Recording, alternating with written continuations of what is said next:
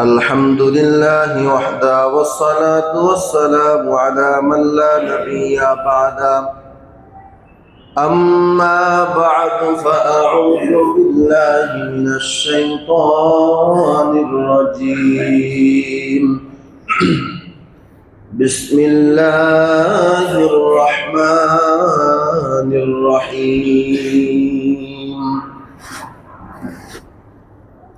وما أبرئ نفسي إن النفس لأمارة بالسوء إلا ما رحم ربي إن ربي غفور رحيم آمنت بالله صدق الله مولانا العظيم وقال صاحب القرآن رسول الله صلى الله عليه وآله وسلم حب الدنيا رأس كل خطيئة أو كما قال النبي عليه الصلاة والسلام صدق الله مولانا العظيم وصدق رسوله النبي الأمي الكريم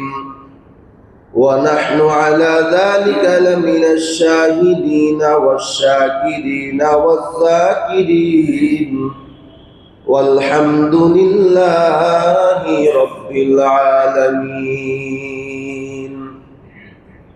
निगाह मोमिन से तो बदल जाती है तकदीर निगाह मोमिन से तो बदल जाती है तकदीर ये बंदा की कुव्वत नहीं कुदरत का इशारा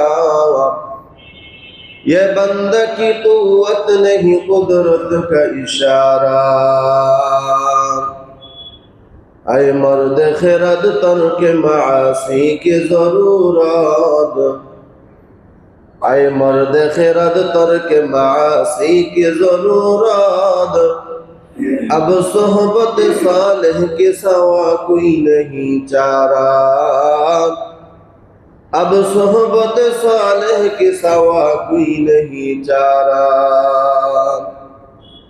मरदूद है पीछे हमें खबर नहीं लेकिन मरदूद है पीछे हमें खबर नहीं लेकिन वक्त में हालात जो अमल है सारा ये वक्त में हालात जो अमल है सारा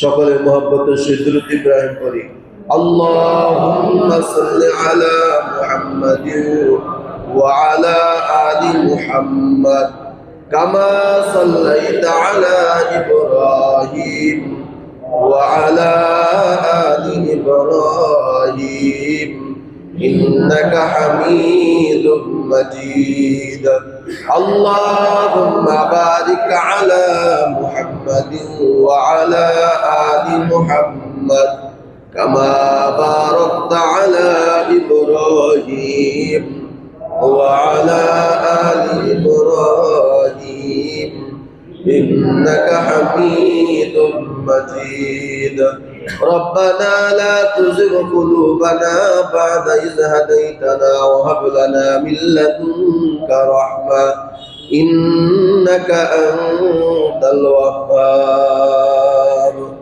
الحمد لله رب العالمين الصلاة والسلام على سيد الأنبياء والمرسلين وعلى آله وأصحابه أجمعين يا أرحم الراحمين يا أرحم الراحمين يا أرحم الراحمين اللهم ارحمني بترك المعاصي اللهم ارحمني بترك المعاصي اللهم إني أسألك علما نافعا ورزقا واسعا وشفاء من كل داء اللهم حاسبني حسابا يسيرا رب ارحمهما كما ربياني صغيرا رب ارحمهما كما ربياني صغيرا ইয়া আল্লাহ আপনি আমাদেরকে maaf করে দেন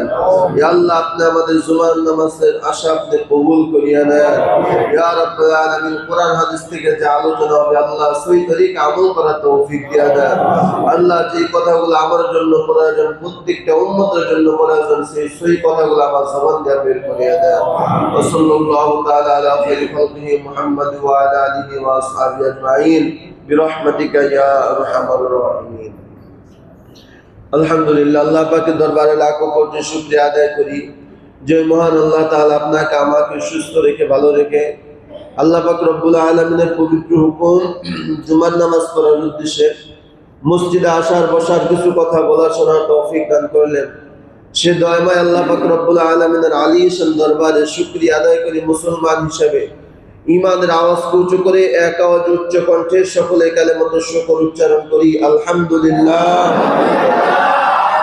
লক্ষ কোটি দুরূদ ও সালাম বিশ্ব মানবতার কান্ডারি মুক্তির দূত রাহমাতুল লিল আলামিন খাতামুন নবিয়্যিন সাইয়্যিদুস সাকালাইন ইমামুল মুরসালিন হযরত মুহাম্মদুর রাসূলুল্লাহ সাল্লাল্লাহু আলাইহি ওয়া আলিহি ওয়াসাল্লামের উপর মুহতারাম হাজিরিন আজকে আমার আলোচনার বিষয়বস্তু হলো রূহ কত প্রকার কি কি মানুষের রূহ কত প্রকার এবং কি কি তবে এক প্রকার নিয়ে আজকে আলোচনা হবে তাও সম্পূর্ণ শেষ হয় কিনা ওমা তৌফিক ইল্লা বিল্লাহ বাকিটা আগামী জুমা হবে ইনশাআল্লাহ পৃথিবীতে আল্লাহ তাআলা যত মানুষ সৃষ্টি করেছেন খুব মনোযোগ সহকারে আলোচনা বুঝবেন শুনবেন আমল করার নিয়তে শুনবেন পৃথিবীতে আল্লাহ তাআলা যত মানুষ সৃষ্টি করেছেন প্রত্যেকটা মানুষ পাঁচটা জিনিসের সমন্বয় আল্লাহ তাআলা মানুষ সৃষ্টি করেছেন কয়টা জিনিস পাঁচটা আমরা এতদিন জানতাম আমি নিজেও জানতাম যে চারটা জিনিসের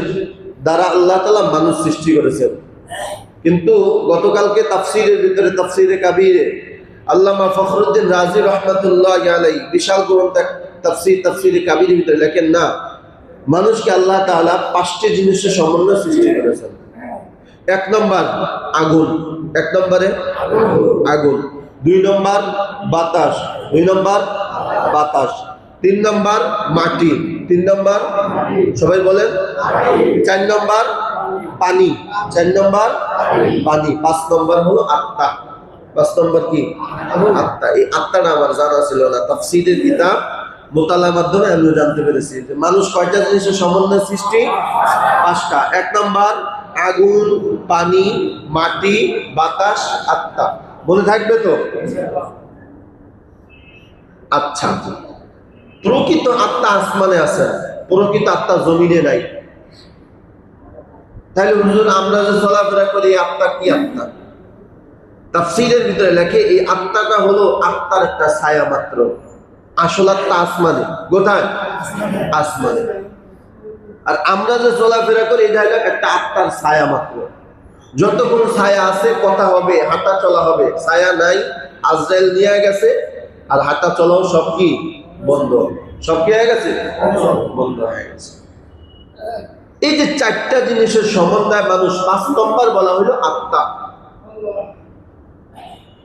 আরবিতে এটাকে নফস বলা হয় নফস বাংলায় বলা হয় মন বা অন্তর মন বা অন্তর যে আয়াত আমি তেলাওয়াত করেছি আল্লাহ তাআলা 13 পারার প্রথম আয়াতের ভিতরে বলেন ওমা উবারিউ নাফসি ইন্নান নাফসা লাআম্মারাতুম বিসসুই ইল্লা মা রাহিমা রাব্বি আল্লাহ বলেন প্রত্যেকটা নফসকে আমি আল্লাহ নিজে সৃষ্টি করেছি আমার রহমত এবং বরকত দ্বারা সুবহানাল্লাহ প্রত্যেকটা নফস তার মানে প্রত্যেকটা মানুষের ভিতরে কি আছে নফস আছে কি আছে নফস ছাড়া মানুষ হতে পারে কথা বলে না না না মানুষ হতে পারে না আল্লাহ বলেন নফস এটাকে বাংলায় বলে মন বা অন্তর কিন্তু এই নফস হলো তিন প্রকার কত প্রকার তিন প্রকার তিন প্রকার নফস এক নম্বর নফসের নাম নফসে আম্মারা দুই নম্বর প্রকার নফসের নাম নফসে লাওয়ামা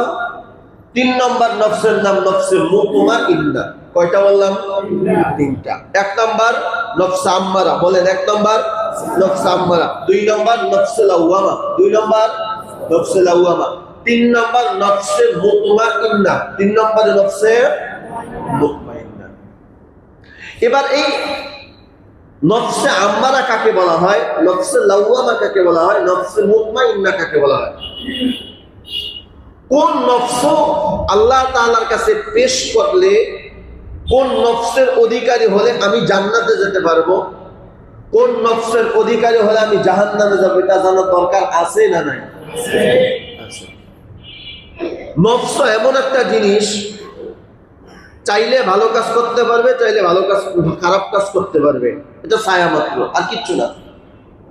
এই জন্য আল্লাহ তাআলা বলেন, মানুষকে আমি আল্লাহ 2টি গুণ দিয়ে সৃষ্টি করেছি। একটা হলো ভালো কাজও করতে পারবে, খারাপ কাজও, কথা হয় না, করতে পারবে।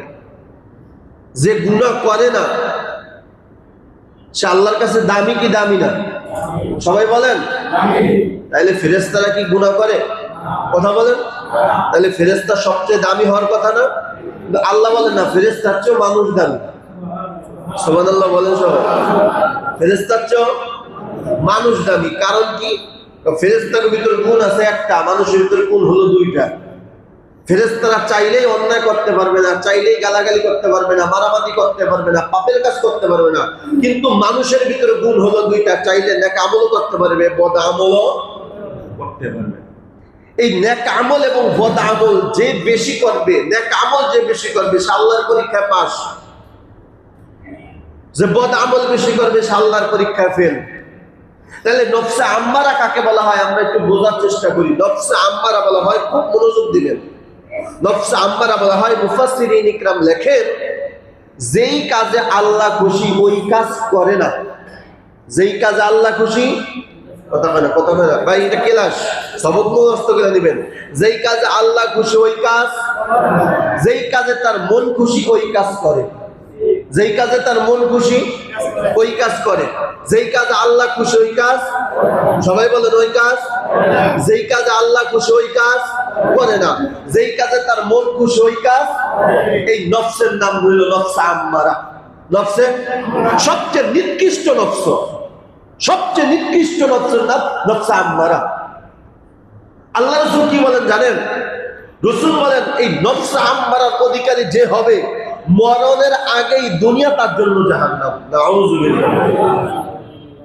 নফসে আম্মারা যার ভিতরে থাকবে, নফসে আম্মারার স্বভাব যার ভিতরে থাকবে, নফসে আম্মারার বৈশিষ্ট্য যার ভিতরে থাকবে, নফসে আম্মারার খারাপ গুণগুলো যাদের ভিতরে থাকবে, তাদের জন্য দুনিয়াটাই জাহান্নাম।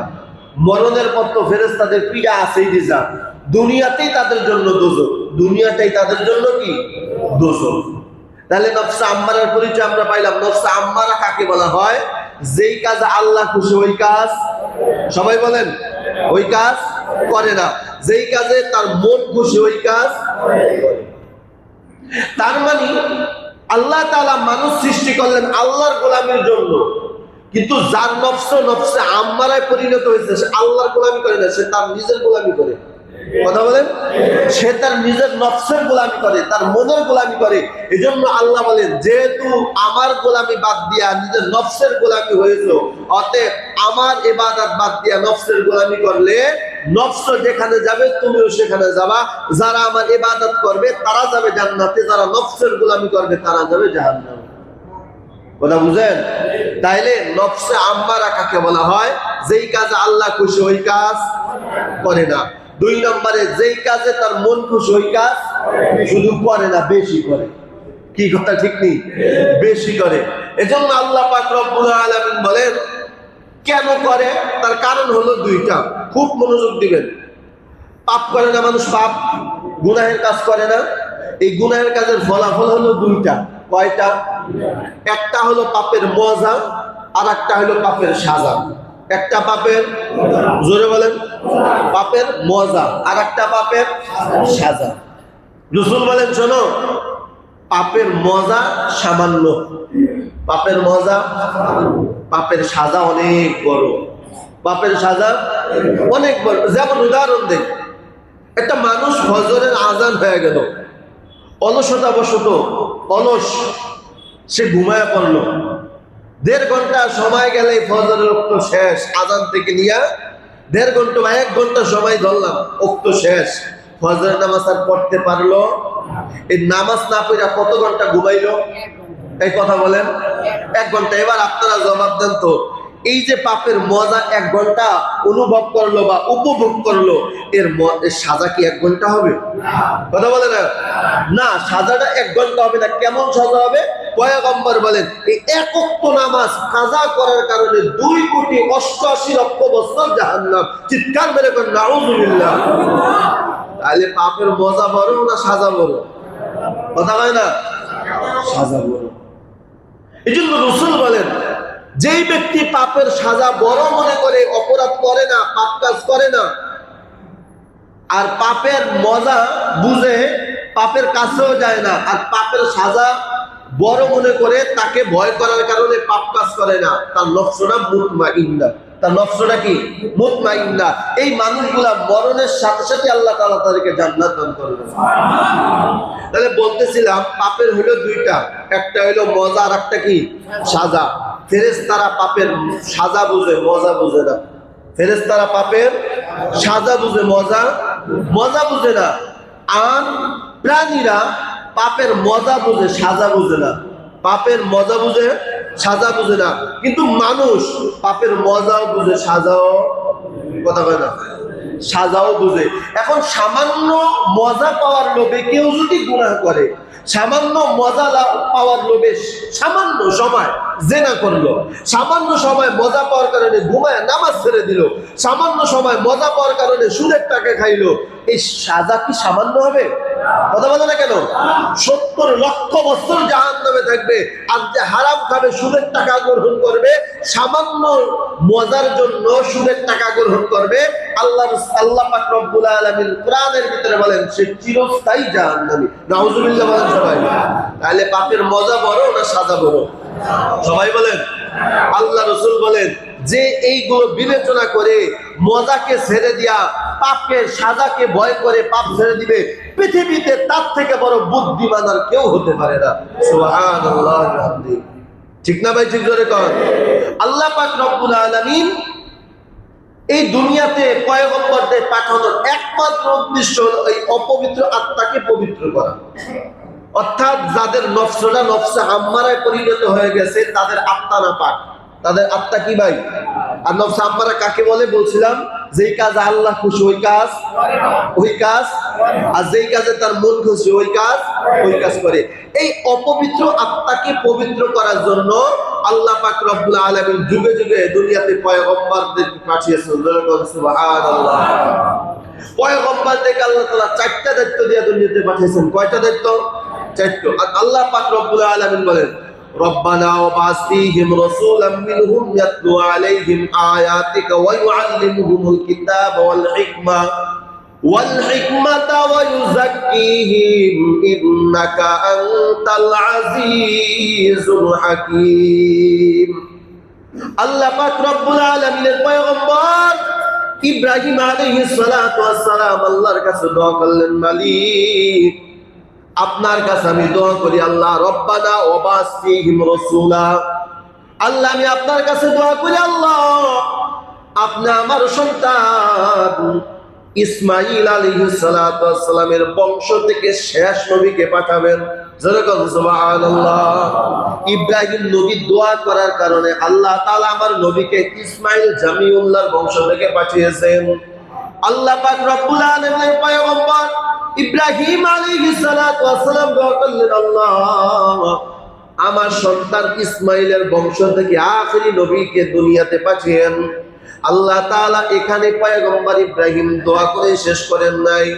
এরপর আল্লাহ পাক রব্বুল আলামিনের পয়গম্বর ইব্রাহিম বলেন, আল্লাহ আমাকে যে 4টা দায়িত্ব দিয়েছেন, এই 4টা দায়িত্ব আপনি আখেরি নবীকেও দান করবেন। জোরে কোন সুবহানাল্লাহ। আল্লাহ পাক রব্বুল আলামিন বলেন, পয়গম্বর ইব্রাহিম আপনি বলেন 4টা দায়িত্ব কি কি?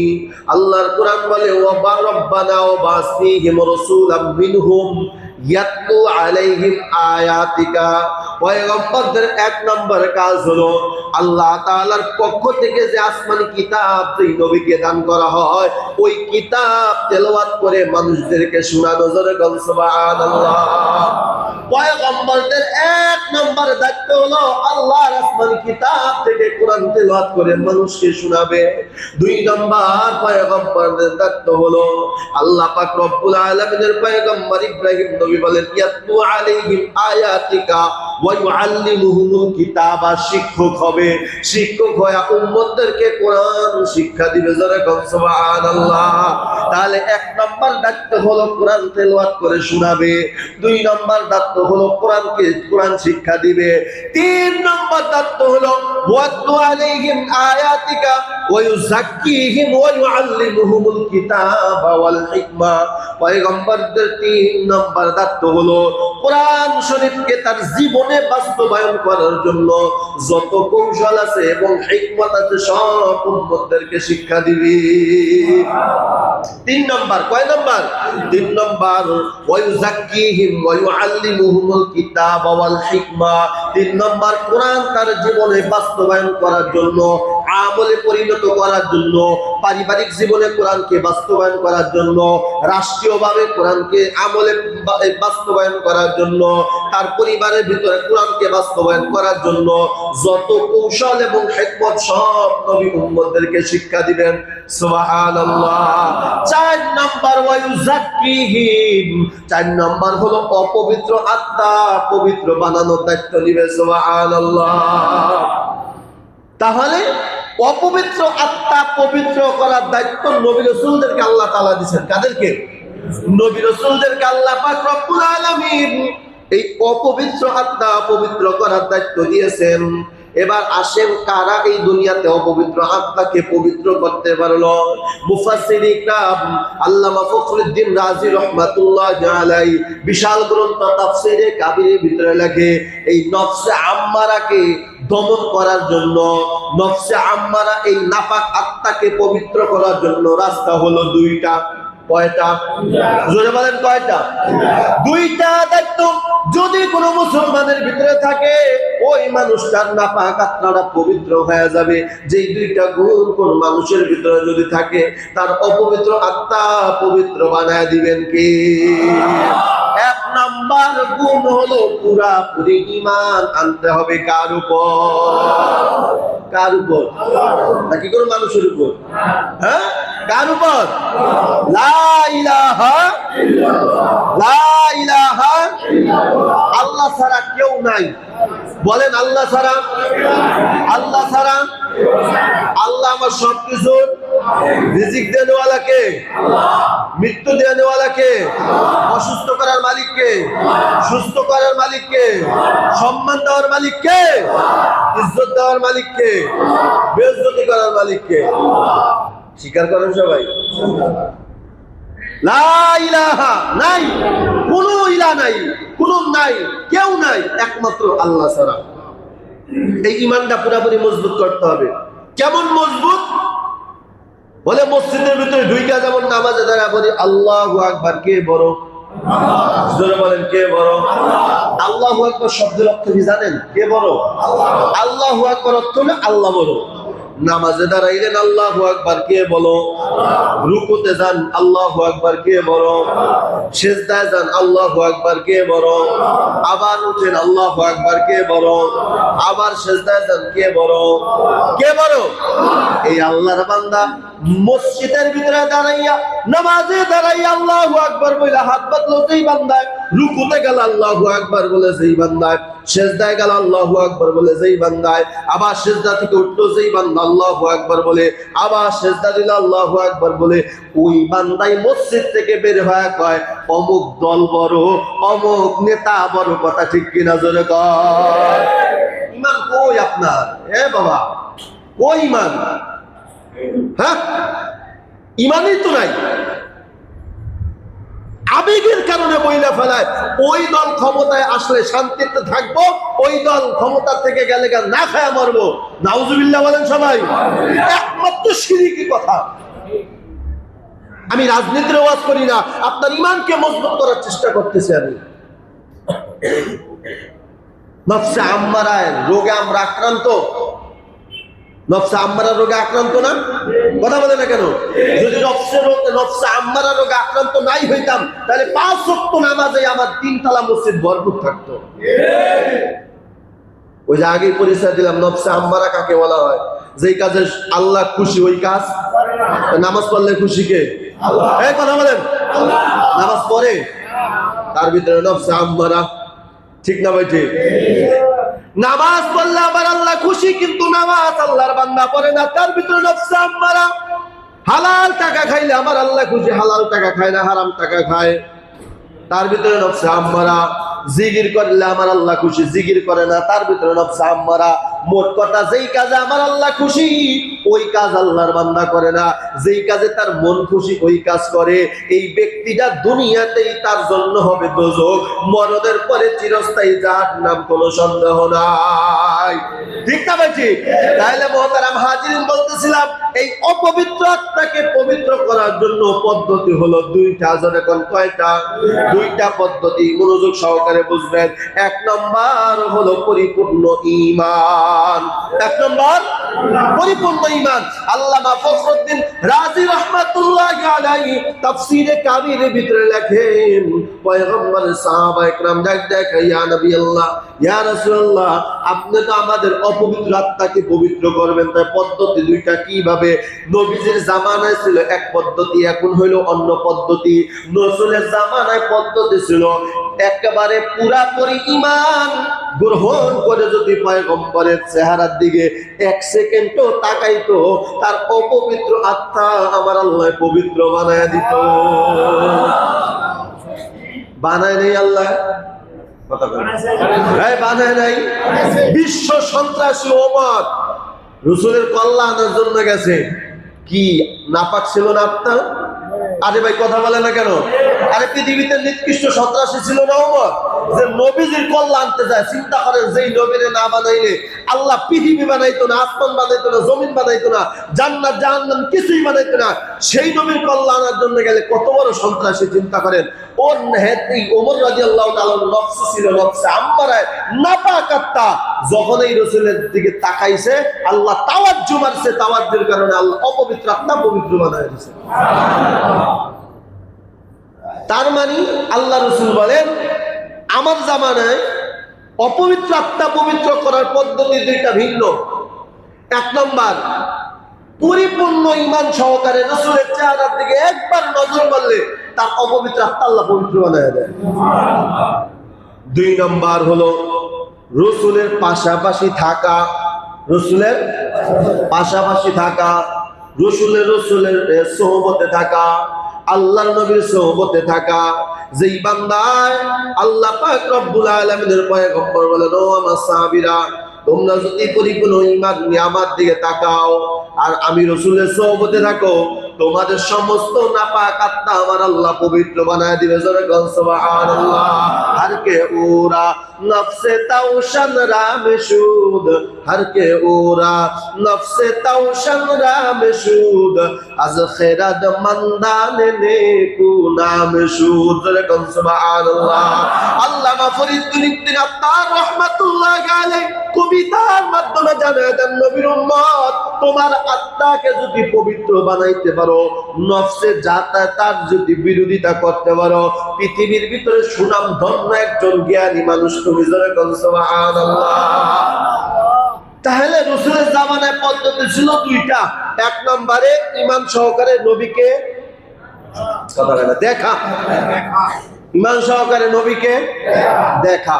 2 নম্বর পদ্ধতি হলো রাসূলের সোহবতে থাকা, রাসূলের সোহবতে থাকা। রাসূলের সোহবতে যতক্ষণ থাকে আল্লাহ তাআলা তাদের অপবিত্র আত্মা পবিত্র বানায় দেয়। সুবহানাল্লাহ। এই জামানায় পদ্ধতি হলো ভিন্ন। তাফসীরের কাবীরের ভিতরে আল্লামা ফখরুদ্দীন রাজি রাহমাতুল্লাহি আলাইহি তাফসীরে কাবীরের ভিতরে লেখে, অপবিত্র আত্মা পবিত্র বানানোর দরকার আছে না নাই? আছে। সবাই চান পবিত্র হোক আমার আত্মা? কারা কারা? নারায়ে তাকবীর। আল্লাহ সবাইকে কবুল করুন, সকলে বলে আমিন। আমি একদিন বলছিলাম, শারীরিক রোগ নিয়ে যদি আপনি মারা যান, খোদার কসম আপনি জাহান্নামে যাবেন না। শারীরিক রোগ, অর্থাৎ যেই রোগের ঔষধ দুনিয়ার ডাক্তারের কাছে আছে, যেই রোগের ঔষধ দুনিয়ার কবিরাজের কাছে আছে, যেই সমস্ত রোগের ঔষধ বটগাছতলা হালুয়া বাবার কাছে আছে, এই সমস্ত রোগ না যদি আপনি মরেন, আপনি জাহান্নামে যাবেন না। কিন্তু আত্মাকে অপবিত্র নিয়ে যদি মারা যান, আত্মা অপবিত্র হয় কিভাবে? গুনাহ করলে আত্মা অপবিত্র হয়। গুনাহ করলে, অর্থাৎ যেই কাজে আল্লাহ খুশি ওই কাজ করে না, তার মন যেই কাজে খুশি ওই কাজ, এই মন যেই কাজে খুশি এই কাজ যদি করে, তখন তার আত্মাটা কি হয়ে যায়? অপবিত্র হয়ে যায়। এইটাই হলো আত্মার রোগ। রাসূল বলেন, একটা আত্মার রোগ নিয়ে যদি কেউ মারা যায়, আমি নবীও বলি, আমিও যদি আত্মার রোগ নিয়ে মারা যাই, আমি নবীও জান্নাতে যেতে পারবো না। চিন্তা করছেন কত বড় কথা? নবী নিজের ব্যাপারে বলেন, আমিও যদি একটা আত্মার রোগ নিয়ে মারা যাই, আমিও জান্নাতে যেতে পারবো না। তাহলে আপনার আমার অবস্থাটা কি? আল্লাহ বুঝার আমল করার তৌফিক দান করেন। মুহতারাম হাজিরিন, আল্লামা ফখরুদ্দিন রাজি রাহমাতুল্লাহি আলাইহি বলেন, বর্তমান যুগে এই অপবিত্র আত্মা পবিত্র করার পদ্ধতি হলো দুইটা। জোরে কোন কয়টা? দুইটা পদ্ধতি। যেই বান্দা মেনে নিবে, আল্লাহ পাক রব্বুল আলামিন তার অপবিত্র আত্মাটা পবিত্র বানায় দিবে। জোরে কোন সুবহানাল্লাহ। এক নাম্বার হলো আল্লাহ পাক রব্বুল আলামিন বলেন, ইয়া আইয়ুহাল্লাযীনা আমানুত্তাকুল্লাহ।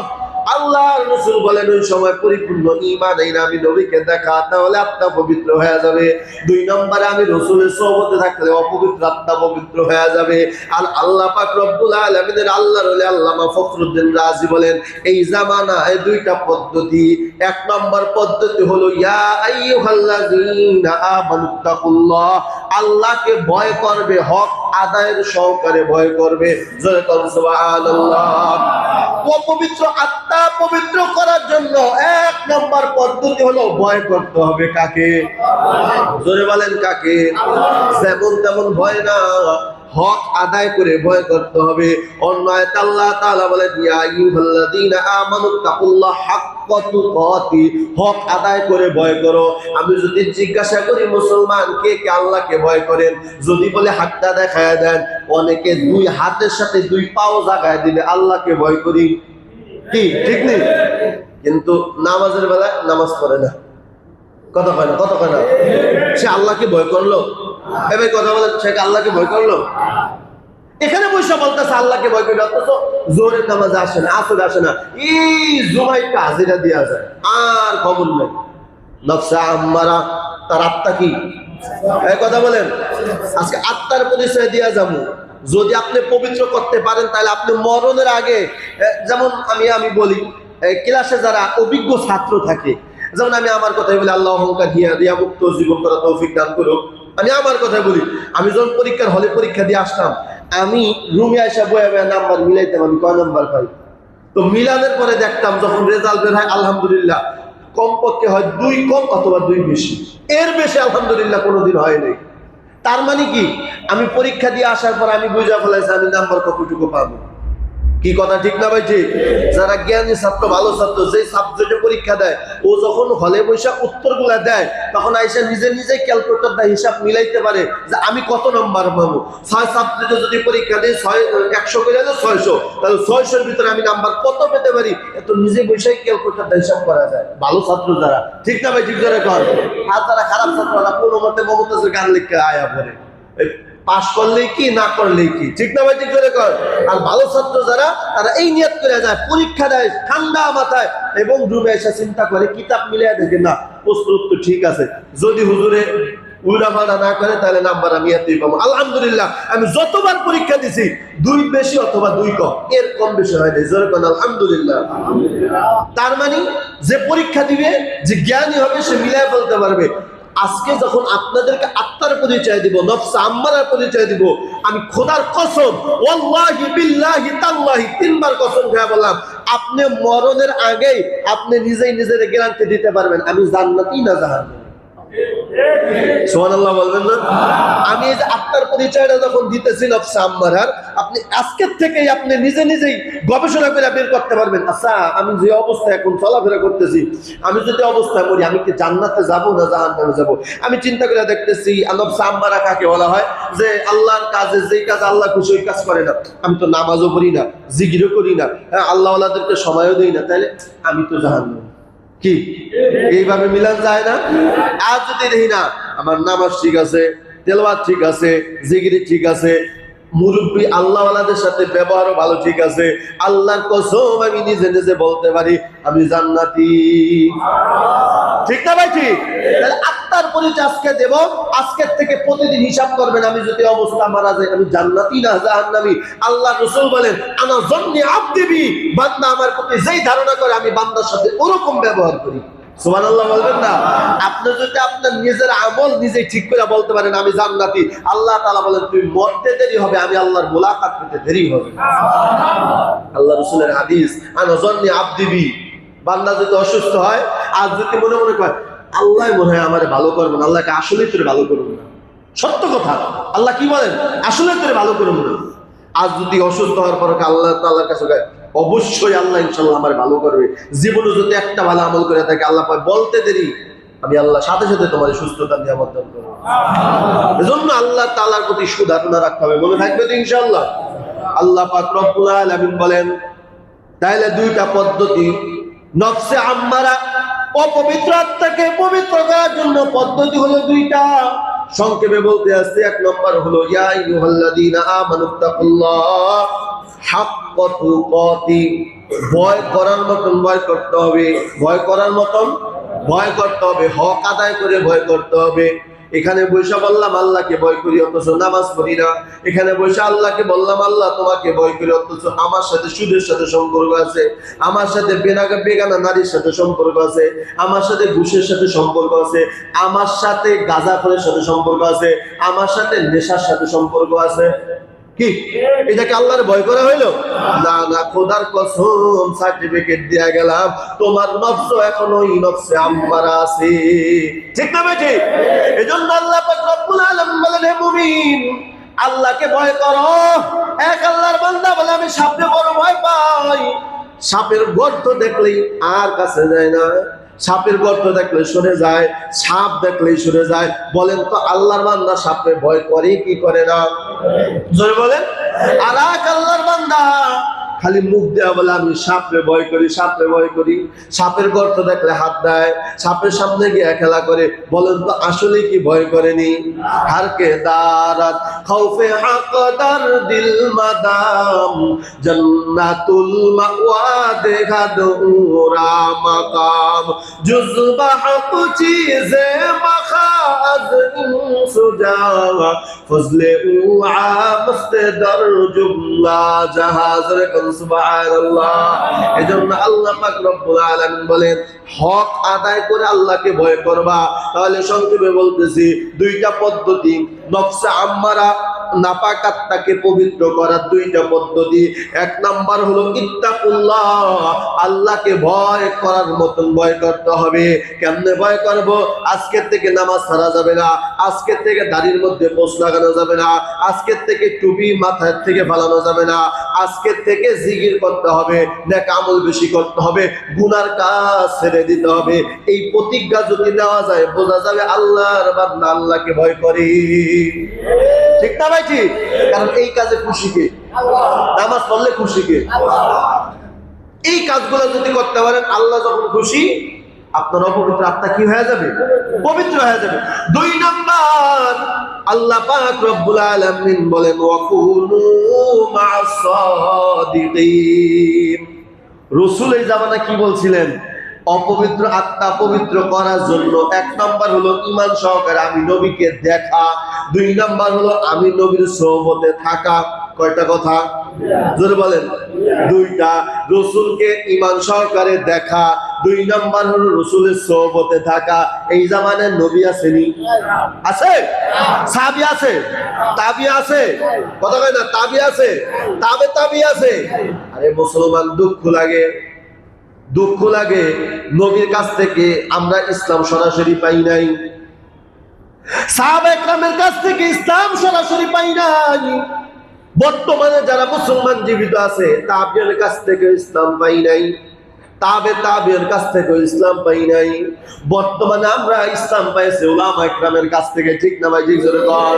উলামা ইকরাম আমাকে নামাজ শিখাইছেন, উলামা ইকরাম আমাকে কালেমা শিখাইছেন, উলামা ইকরাম আমার জানাজা শিখাইছেন, উলামা ইকরাম আমাকে জিকির শিখাইছেন, উলামা ইকরাম আমাদের নেক আমল করা, আল্লাহকে খুশি করার মাধ্যম শিখাইছেন।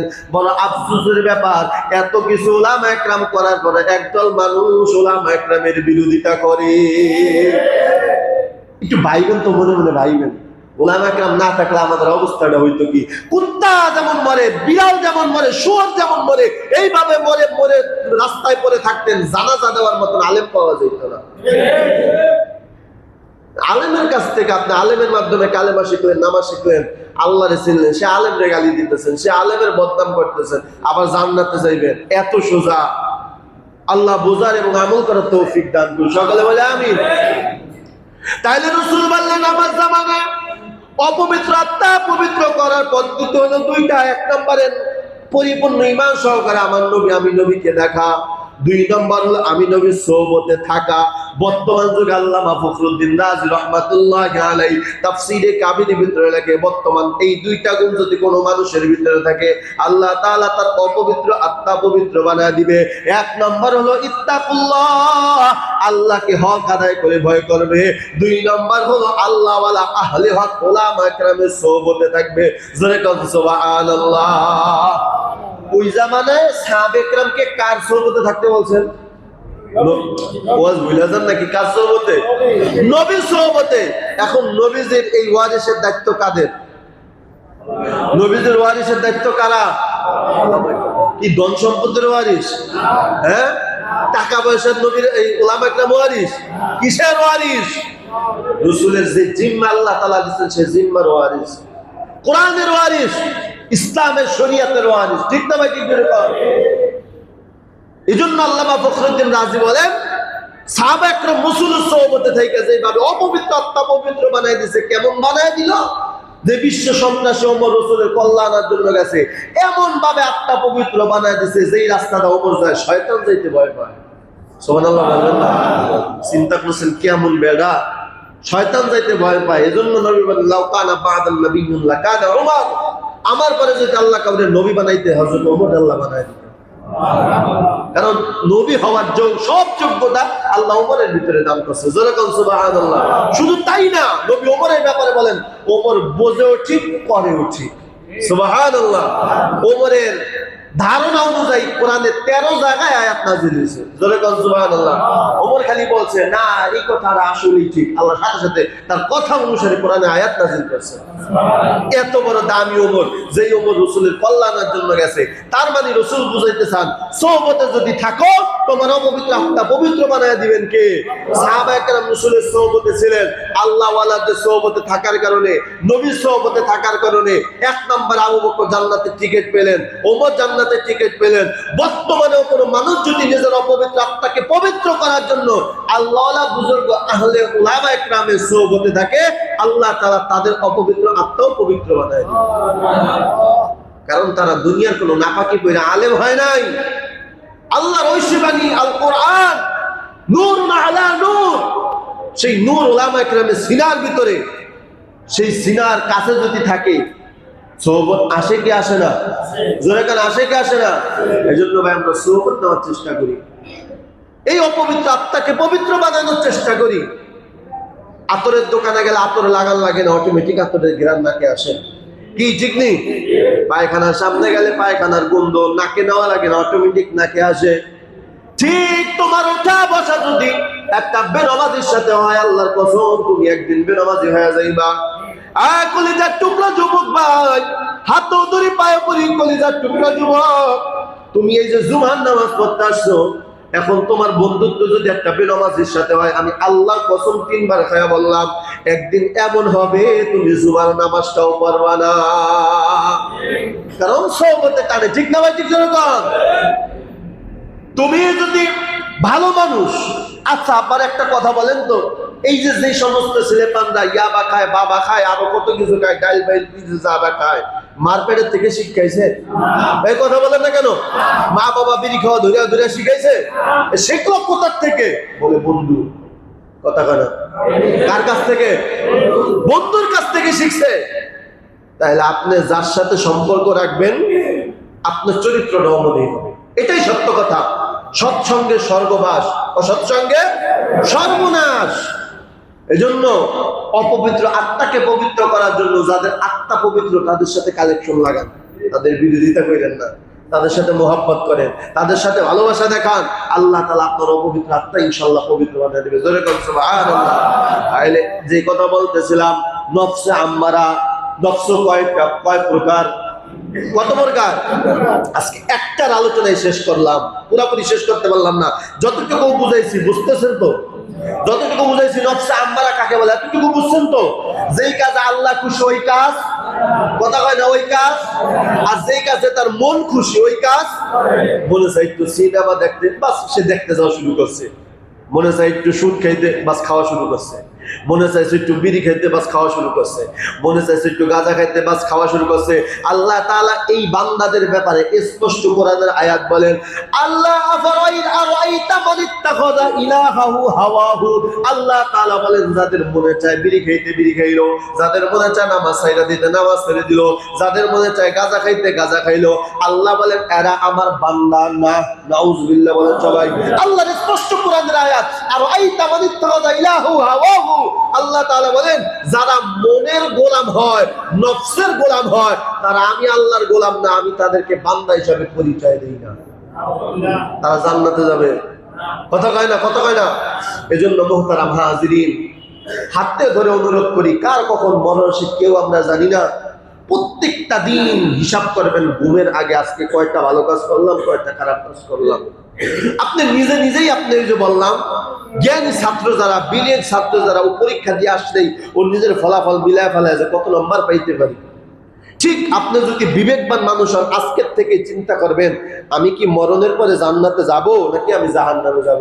মরণের পরে কবরটাকে আমার জন্য জাহান্নাম হবে না জান্নাত হবে, আপনি আজকের থেকে মিলাইতে পারবেন। দৈনিক হিসাব করবেন, রাত্রে ঘুমানোর আগে চিন্তা করবেন কয়টা ভালো কাজ করলাম, কয়টা খারাপ কাজ করলাম। যদি দেখেন ভালো কাজের সংখ্যা বেশি, শুকরিয়াতান 2 রাকাত নামাজ পড়বেন, জিকির করতে করতে ঘুমায় যাবেন। আর যদি দেখেন না আজকে আমার দিনের অপরাধের সংখ্যা বেশি, খাস দিলে তওবা করবেন, আল্লাহ তাআলার কাছে বলবেন আল্লাহ আমি আস্তে আস্তে গুনাহ থেকে ফিরতে চাই, আপনি আমাকে গুনাহ থেকে ফেরার তৌফিক দেন। মনে থাকবে তো ইনশাআল্লাহ।